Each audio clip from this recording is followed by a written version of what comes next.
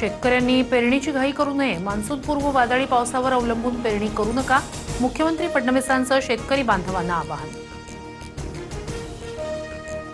वाशिम, परभणी आणि बारामतीत वादळी वाऱ्यासह जोरदार पाऊस. बारामतीच्या पश्चिम पट्ट्याला गारपिटीचा फटका. योगेंद्र पवार यांच्याकडून बांधावर जात पाहणी. तर वादळी वाऱ्यामुळे परभणीत घरावरील पत्रे उडाले. गौंडगाव शिवारात वीज पडल्यानं 2 जनावरांचा मृत्यू. शेतकरी हवालदिल. अजित पवार असताना विलिनीकरणाच्या चर्चा झाल्या होत्या. दादा पवारांच्या राष्ट्रवादीशी चर्चा करत होते. दादा असताना आणि नसतानाचं विलिनीकरण यात फरक. सुनील तटकरेंचं वक्तव्य. लाडकी बहीण योजनेअंतर्गत सुरुवातीला 2,37,00,000 महिलांना लाभ दिल्याचा दावा राज्य सरकारचा. आता मात्र तब्बल 1,25,00,000 महिला अपात्र ठरल्या. पोर्टलची आकडेवारी देत सुप्रिया सुळे यांचा सरकारवर निशाणा.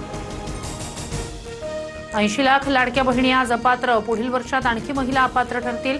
जयंत पाटील यांचा दावा. तर 80 लाखांचा आकडा फक्त ई-केवायसीचा नाही, इन्कम टॅक्स ते आरटीओच्या डेटाचा दाखला देत आदित्य तटकर यांचं स्पष्टीकरण.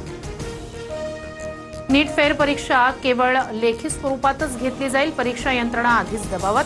परीक्षा डिजिटल स्वरूपात घेण्याची मागणी सुप्रीम कोर्टानं फेटाळली. 21 जूनला नीटची फेर परीक्षा होणार.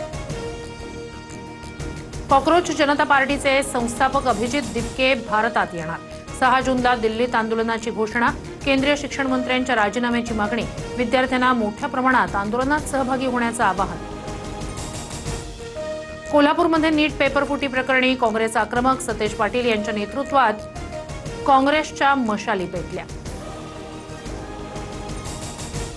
पुण्याच्या शिरूरमध्ये 2 गुन्हेगारांमध्ये जुन्या वादातून गोळीबार.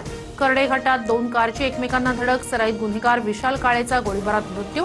पोलिसांकडून हल्लेखोरांचा शोध सुरू.